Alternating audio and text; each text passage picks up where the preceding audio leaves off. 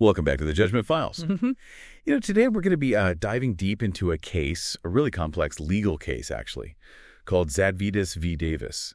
And you shared this one with us because you're really interested in understanding, like, the limits of government power, especially when it comes to detaining people who aren't citizens. Yeah, that's right. It's a fascinating case. And the materials you provided are actually excerpts from the Supreme Court's syllabus, which is like a summary, a really concise summary of the case and its holding, and then excerpts from the full opinion itself. This case goes back to the October term 2000, and the decision was actually handed down in June 2001. Okay, so our mission today is to unpack this decision, get to the heart of the court's arguments and understand what it means for, detaining non-citizens who've been ordered removed from the U.S., especially when that detention goes beyond the typical 90-day removal period. And of course, we'll be exploring the constitutional questions that came up and how the court dealt with them. So to start off, can you give us some background on the case? Like, who are the main people involved here? All right, well, we have two primary individuals, Kęstutis Zadvydas and Kim Homa. Zadvydas was a resident alien, but he had a criminal record. He was actually born in a displaced persons camp in Germany. His parents were Lithuanian, and he came to the United States when he was 8. So eventually, he was ordered deported because of his criminal history. But here's the problem. Both Germany and Lithuania, they refused to take him because he wasn't a citizen of their countries. And they even tried to deport him to his wife's home country, and that didn't work either. So he was really in this legal limbo. Wow, so he's been ordered deported, but there's nowhere to deport him to. Oh. What about Kim Homa? Well, Ma was also a resident alien. He was born in Cambodia and came to the U.S. as a child, around 7 years old. And later on, he was ordered removed because he was convicted of an aggravated felony, specifically manslaughter. And his case had a different obstacle. The U.S. didn't have a repatriation treaty with Cambodia at that time, which meant there wasn't a formal agreement in place for Cambodia to, accept him back. Okay, so both men were under deportation orders, but couldn't actually be removed from the U.S. for very different reasons. And that's why they were both detained for longer than the standard 90-day removal period. Right. Okay, exactly. And it was this prolonged detention that caused them to file something called habeas corpus petitions, which are legal actions challenging the legality of their detention. They were basically asking a court to decide if the government had the legal right to keep them detained. So basically they were saying, hey, is this even legal? Interesting. So what did the lower courts initially decide in these cases? Well, in Zadvydas' case, the district court actually granted his petition. They figured that since there was no realistic chance of the government ever actually being able to remove him, keeping him locked up would basically become permanent. And they felt that indefinite detention like that, without any possibility of removal, raised some really serious constitutional issues. But then, this decision was reversed by the Fifth Circuit Court of Appeals. They argued that Zadvydas being detained wasn't unconstitutional because eventual deportation wasn't completely impossible. They pointed to the fact that the government was still trying to remove him and that his detention was subject to administrative review. Wow, so a pretty big difference of opinion there between the lower courts. What about Ma's case? How did that play out in the lower courts? Well, in Ma's case, the district court ordered him to be released. Their reasoning was that the Constitution just straight up prohibits detention after the removal period unless there's a real chance the person will actually be removed in the foreseeable future. And because there was no repatriation agreement with Cambodia, they didn't see that realistic chance for Ma. Then, this decision was upheld by the Ninth Circuit Court of Appeals.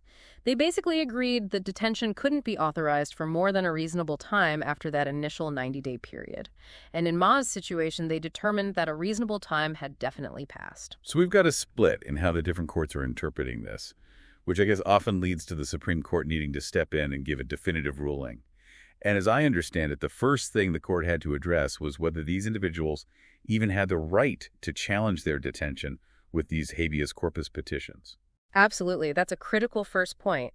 The court had to figure out if these habeas corpus proceedings, which fall under 28 U.S.C., Section 2241, that's the federal statute, giving courts the power to issue these writs against unlawful detention, were actually available in these cases, where the guys were challenging detention beyond the removal period. And what did the Supreme Court say about that?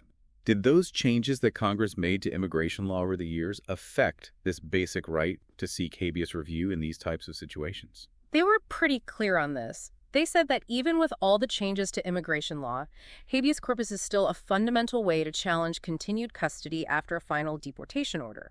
They basically said that none of the laws Congress passed to limit judicial review of removal decisions actually applied here, because these cases dealt with detention after the removal order was final and after that initial removal period had passed. So the court basically said, yep, habeas corpus is definitely available to challenge this post-removal detention. Okay, so they established that Zadvydas and Ma did have the right to challenge their detention in court. That brings us to the core issue here, the big constitutional question. What exactly was it that the Supreme Court had to wrestle with in this case? Well, the main constitutional question was whether the law about post-removal detention, as it was written and being used, could actually allow for indefinite detention of non-citizens who were ordered removed but couldn't actually be deported. And this raises some really big concerns under the U.S. Constitution. For sure. I mean, indefinite detention, especially when it's not connected to any criminal charges, just sounds like it clashes with some pretty fundamental rights. Yeah, exactly. The court pointed to problems under the Fifth Amendment's Due Process Clause, which guarantees that no one can be deprived of life, liberty, or property without due process of law. And a big part of that is the right to be free from imprisonment.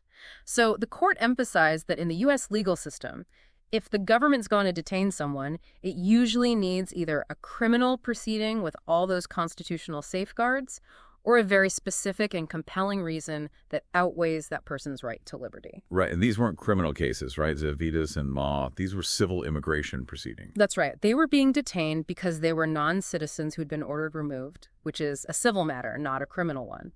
So the government had to have a very strong justification for this potentially indefinite detention.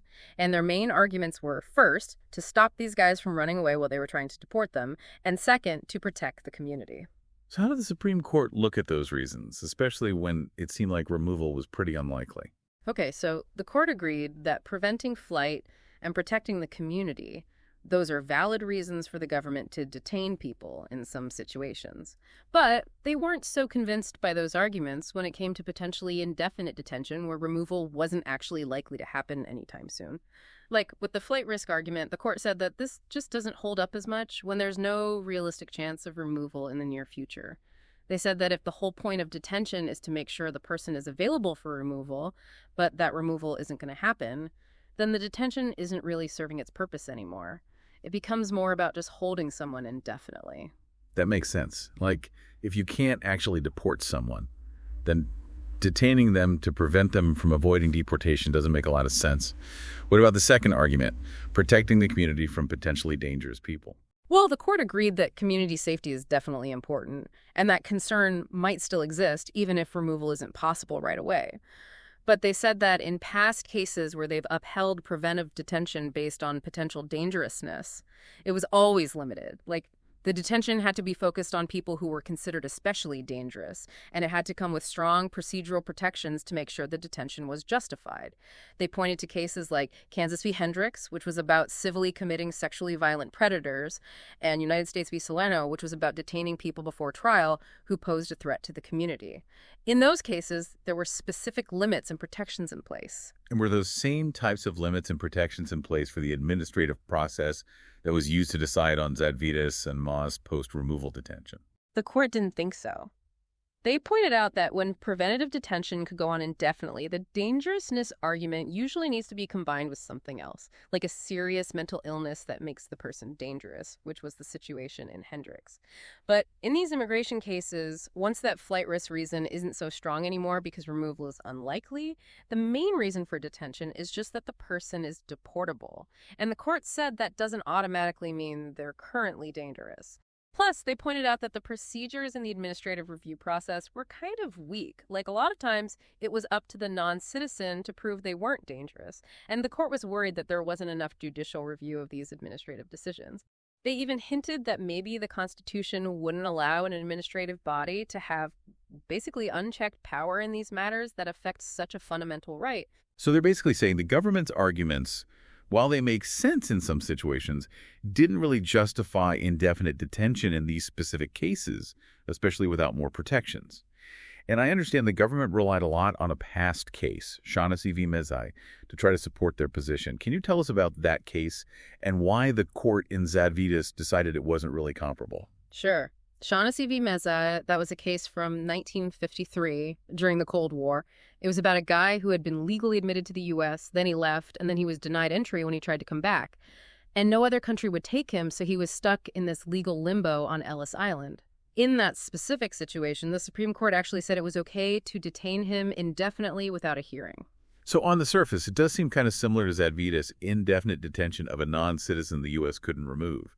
So what was the big legal difference that the Zadvydas court pointed to? The key difference, and the court really emphasized this, was the legal status of the people involved. See, in Medze, that guy had been away from the U.S. for so long that when he tried to come back, legally speaking, he was considered to be trying to enter the country for the first time. Being physically on Ellis Island didn't count as legally entering the U.S. for the purposes of constitutional rights. So in terms of those rights, he was treated like he was still at the border trying to get in. I see. So the key factor was whether the person had already established legal ties and presence within the U.S. Exactly. The court said that the legal situation and the constitutional protections, they change a lot once a non-citizen has actually entered the U.S. Like, the Due Process Clause of the Fifth Amendment applies to all people within the U.S., no matter their immigration status, whether they're permanent residents, undocumented, or here on a temporary visa. The court cited cases like Plyler v. Doe, which was about the right of undocumented kids to go to public school, and Yikwo v. Hopkins, which was about equal protection for everyone living in a state. But when someone's just trying to enter the country at the border, they don't have those same constitutional protections.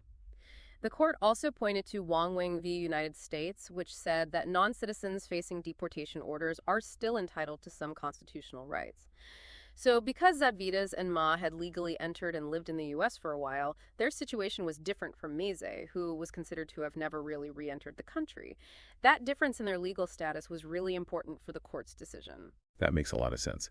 So the court wasn't buying the government's constitutional arguments for potentially indefinite detention in these cases. What about the statute itself? Did the court find anything in the language of the law that clearly showed Congress meant to allow indefinite detention? Well, this is where they used a legal principle called constitutional avoidance. Basically, because they saw big constitutional problems with interpreting the statute in a way that allowed indefinite detention, they had to look really closely to see if there's another possible interpretation that wouldn't clash with the Constitution. And they did find one. What was it? How did they interpret the statute to avoid these constitutional problems? They basically read a reasonable time limit into the statute. They said the statute should be understood to allow detention only for as long as it takes to actually remove the person from the U.S. And they said this interpretation would prevent the statute from being used to justify indefinite detention when removal just isn't going to happen anytime soon. So they added this reasonable time limit even though those exact words weren't in the law. How did they justify doing that? They pointed to the word may in the statute. It says the Attorney General may detain the alien beyond the 90-day removal period. And they argued that while may usually means there's some discretion, it doesn't mean unlimited discretion. They figured if Congress really wanted to allow for the long-term, potentially permanent detention of people who couldn't be removed, they would have said so more clearly. They even contrasted it with another law, 8 U.S.C. Section 1537 B2C, which specifically says it's okay to keep detaining certain terrorists who can't be sent to any other country. And the court said, look, this shows Congress knows how to authorize indefinite detention when they want to. The fact that they didn't use such clear language in the statute we're talking about here, that was a big deal for the court. That's a good point. What about the history of the statute? Like, what was discussed when the law was being made? Did that make it any clearer whether Congress intended to allow indefinite detention? They did look at the legislative history, but they didn't find anything that clearly showed Congress wanted to allow indefinite, possibly permanent detention for people who couldn't realistically be deported. They also pointed out that previous interpretations of similar laws about detaining people during deportation proceedings said that the detention had to end within a reasonable time frame. And while laws have changed over time, sometimes requiring detention and sometimes allowing it after a deportation order, the court didn't see a consistent pattern in this legislative history suggesting that Congress intended to allow indefinite detention for those whose removal was unlikely. So by adding this reasonable time limit to the statute, the court managed to avoid those really serious constitutional problems.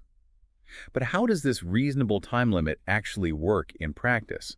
And what role do the courts play in deciding if this limit has been crossed? The court was clear that this reasonable time limitation has to be reviewed by federal courts. through habeas corpus. They emphasize that federal courts have the power and the responsibility to decide whether a person's post-removal detention is still legal under the statute, as they interpreted it. And to do that, courts have to determine whether the detention has gone on longer than is reasonably necessary to actually get the person removed from the U.S. So what factors should the courts consider when they're deciding whether a period of detention is reasonable under this standard? Well, they said the main thing to consider is the statute's main purpose, which is to ensure the person is available when it's time to remove them. So if removal isn't likely to happen in the near future, then continued detention isn't allowed under the statute. Basically, the person should generally be released in that case, though they hinted that it could be under some form of supervision. But if removal is reasonably foreseeable, then the court can also consider whether the person might commit more crimes if they're released, and that could justify keeping them detained, but always within that overall idea of a reasonable time frame aimed at removal. So it's not just about whether removal is likely to happen eventually, but also about the potential danger to the community if removal is possible in the near future. Yeah, the potential danger can be a factor, but only within a reasonable time frame leading up to an expected removal. And the court also acknowledged that the executive branch, they know a lot about immigration, and it's important to have consistent immigration policies nationwide. They said courts should consider the executive branch's opinions on these matters, but they can't just ignore their own duty to make sure detention is legal and follows both the statute and the Constitution.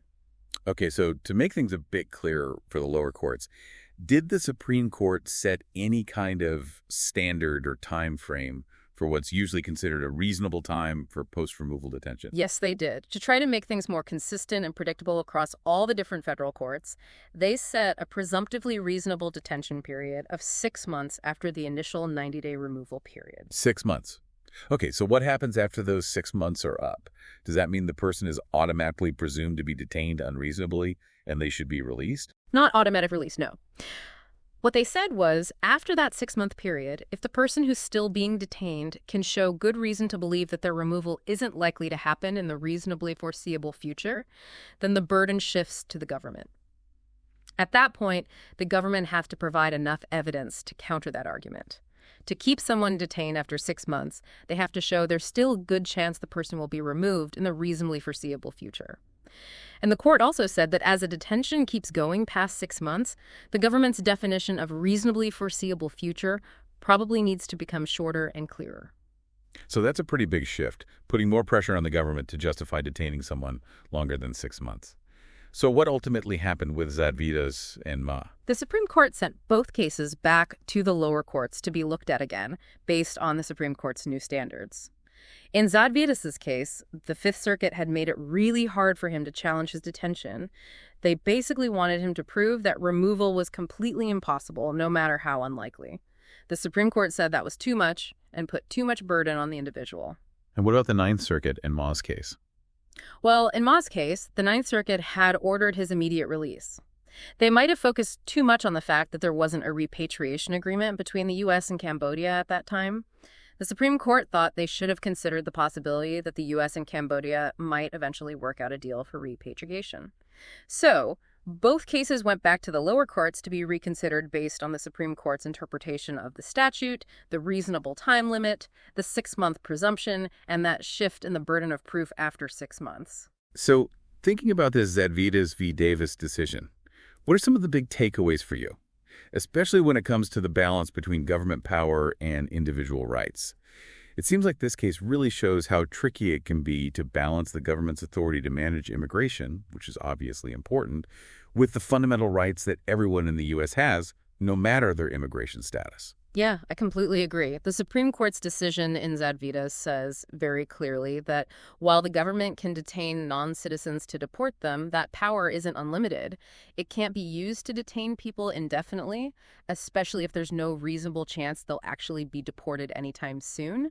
And this ruling brings up some big questions about due process rights in immigration cases and about what reasons are good enough to keep someone detained when they haven't been charged with a crime. And setting that 6-month presumption, even though it doesn't guarantee release, definitely gives both the government and the courts a clearer way to look at whether detention is still reasonable. But, like the court said, the fact that courts can still review these detentions through habeas corpus shows how complex these situations can be. It's not just black and white. Each case has its own specific facts that have to be considered. Zadvydas v. Davis really makes you think about the challenge of balancing national security and immigration enforcement with our commitment to individual freedom, especially when it's hard to get other countries to cooperate on taking people back. It really does. This look into Zadvydas v. Davis gives us a crucial way to understand the legal and ethical issues that come up with immigration enforcement and detaining non-citizens. It's a reminder that even in areas where the government has a lot of power, the Constitution still matters. Those basic principles need to be carefully thought about in every case. We'll see you next time on the Judgment Files.